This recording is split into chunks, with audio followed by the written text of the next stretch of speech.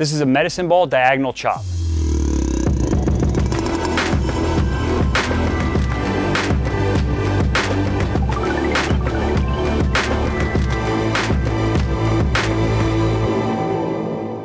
So for this exercise, all I need is a medicine ball. I've got a slam ball here, so it's a dead ball that's not going to bounce when I slam it into the ground because it's full of sand. You can also do this with a medicine ball that bounces, but I'll tell you about that at the end. So with my dead ball, I'm going to set up with my feet shoulder width apart in a good athletic stance on the ball with my weight slightly forward on the balls of my feet. I'm going to start the medicine ball at my hip. It's on my left hip, and notice I'm torquing my body towards the med ball. So I'm rotating my shoulders, and most importantly, I'm rotating this back foot. I'm getting this hip and foot rotated in. Anytime I'm getting through this rotational pattern, I want to train that rotation into my body so that I get this sequence down, because that's important for this movement. So I'm slightly rotated towards my left hip.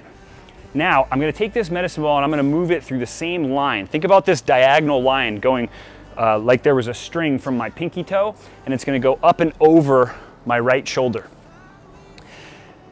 As I drive this med ball, the first part of the movement is I'm going to be explosively driving through this outside foot like I was trying to throw this medicine ball back at that tree over my right shoulder. As I drive up over my shoulder, my left bicep comes up almost over my mouth. I'm going to use all of this musculature. I'm not going to let go of the ball. I'm going to use all this musculature to stop the ball, decelerating that motion and then re-accelerating it back down. So I'm training eccentric loading of my left hip, my lats, my obliques, all on this left side as I drive up, and then I'm going to concentrically contract all those muscles as I reverse the motion and slam the ball right back down outside my left foot. So this is what it looks like. Drive up. Notice as I drove back down, I released the ball in that same exact pattern, and I even released this heel out as I went through that rotation. So I'm teaching my body how to absorb and produce force through this rotational and diagonal pattern.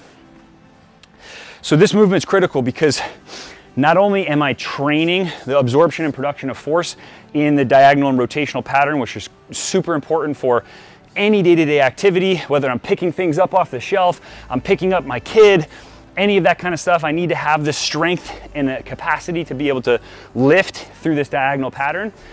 But I'm also training speed and power.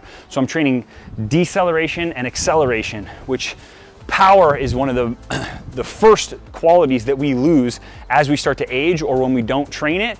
And it's super important for you to mitigate injury risk as you get later in life. So we need to make sure that we're always training some sort of speed and power qualities to maintain those qualities.